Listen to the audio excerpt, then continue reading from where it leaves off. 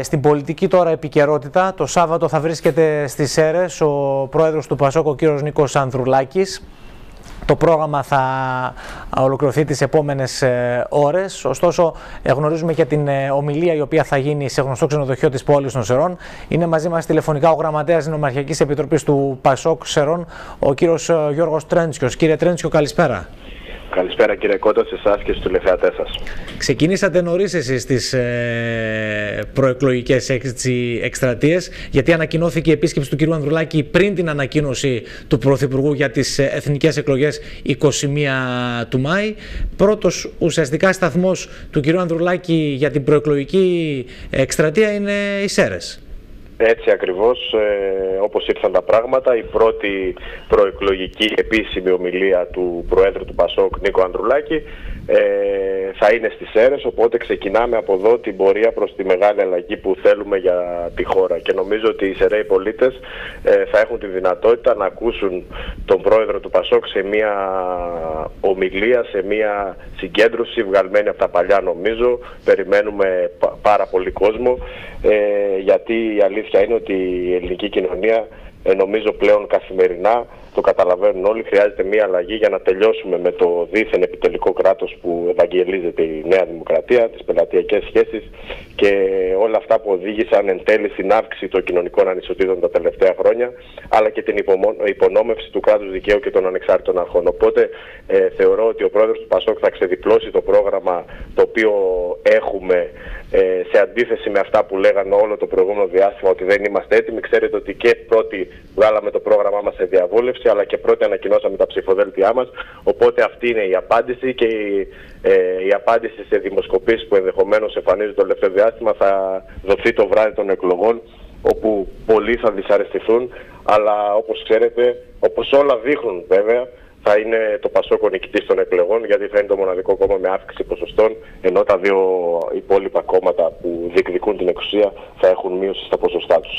Αλλά όλα αυτά θα τα δούμε όταν έρθει η ώρα. Ωραία. Και θέλω να σταθούμε λίγο και σε αυτά. Τα μηνύματα που παίρνετε από τους πολίτες, τους Σεραίους, είναι ενθαρρυντικά για το ΠΑΣΟΚ σε τοπικό επίπεδο? Κοιτάξτε, υπάρχει πάρα πολύ καλό κλίμα και αυτό διαφαίνεται και από τις εξορμήσεις που κάνουμε με τα κλιμάκια μας και που θα έχουμε και τις επόμενες 2 μέρες, ούτως ώστε να ενημερώσουμε και διαζώσεις για την ομιλία του Προέδρου, αλλά και το κλίμα που έχουν οι υποψήφοι βουλευτές είναι πάρα πολύ καλό και είμαι αρκετά αισιόδοξος ότι το αποτέλεσμα εδώ, τουλάχιστον σε τοπικό επίπεδο, θα μας δικαιώσει. Και αυτό που σε τελική ανάλυση, για αυτό που σε τελική ανάλυση εμείς αγωνιζόμαστε, είναι για ένα κράτος που θα εγγυάται το δημόσιο συμφέρον με κοινωνική δικαιοσύνη, δίκαιη ανάπτυξη, διαφάνεια και αξιοκρατία. Και σε επίπεδο νομού να βάλουμε ένα τέλμα, ένα τέλος σε ό,τι μας κρατάει πίσω εδώ και πολλά χρόνια, γιατί τα ξέρετε εσείς, τα βιώνετε και καθημερινά με τα ρεπορτάζ σας, ότι ο νομός Σερών δυστυχώς βρίσκεται σε δυσχερή θέση και με τη μείωση του πληθυσμού, όπως αποτυπώθηκε και στη τελευταία απογραφή, αλλά και με τη μη ανάπτυξη.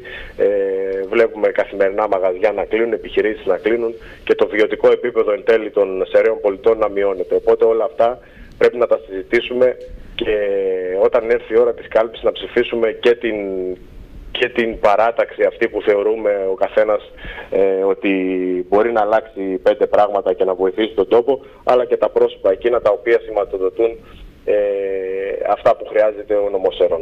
Κύριε Τρέντσιο, ακούμε από τα στελέχη σας να λένε ούτε με τον Μητσοτάκη ούτε με τον Τσίπρα. Τότε με ποιον και τι θα γίνει μετά τις εκλογές? Θεωρώ ότι αυτό είναι η καλύτερη απάντηση σε όλα όσα είχαν ακουστεί τα τελευταία χρόνια. Το ΠΑΣΟΚ έχει την αυτόνομη πορεία που έχουμε χαράξει και ο Νίκος Ανδρουλάκης με πολύ σαφήνεια λέει ότι εμείς, εφόσον ο ελληνικός λαός δεν δώσει αυτοδύναμη εντολή σε κάποιο από τα υπόλοιπα κόμματα, δεν θα βάλουμε από το παράθυρο της εξουσίας ούτε τον κύριο Μητσοτάκη, ο οποίος απέτυχε αυτά τα 4 τελευταία χρόνια, αλλά ούτε και τον κύριο Τσίπρα με όσα είχαν προηγηθεί. Οπότε προτάσουμε πρώτα απ' όλα τις προγραμματικές συγκλήσεις, το πρόγραμμά μας, αυτό που θέλουμε για την επόμενη τετραετία, και αν υπάρχει κάποια συναντήληψη, συνεννόηση πάνω σε αυτά μετά θα φτάσουμε και στην επιλογή των προσώπων. Γιατί δεν είναι μόνο το θέμα του Πρωθυπουργού, είναι και τα υπόλοιπα πρόσωπα τα οποία θα κληθούν να εφαρμόζουν τις πολιτικές οι οποίες θα εφαρμοστούν. Αλλά αν όλα αυτά δεν μπορούν να καταλήξουν σε συνεννόηση, το ΠΑΣΟΚ δεν έχει κανένα πρόβλημα να μείνει και στην αντιπολίτευση και να είναι χρήσιμο και από εκεί. Σε ό,τι αφορά την κόντρα, πώς να το χαρακτηρίσω, κύριε Τρέντσιο, μεταξύ του κυρίου Λοβέρδου και του κυρίου Ανδρουλάκη, δεν τρώγομαι εύκολα, είπε ο κύριος Λοβέρδος. Υπάρχουν θέματα στα εσωτερικά του κόμματος?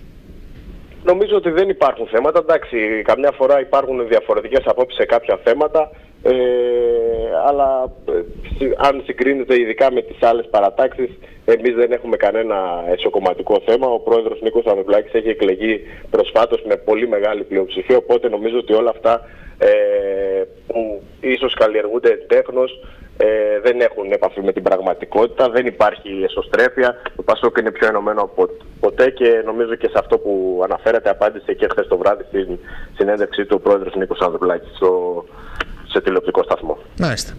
Κύριε Τρέντσιο, ευχαριστούμε πολύ για την επικοινωνία. Τι ώρα είναι η ομιλία του κύριου Ανδρουλάκη? Και εγώ σας ευχαριστώ για τη δυνατότητα. Καλώ όλους τους αιρέους πολίτες, τα μέλη και τους φίλους του ΠΑΣΟΚ, αλλά και όχι μόνο, το Σάββατο το βράδυ στις 7.30 ώρα στο ξενοδοχείο Ελπίδα Resort, σε μια πραγματικά μεγάλη συγκέντρωση. Ωραία, σας ευχαριστώ.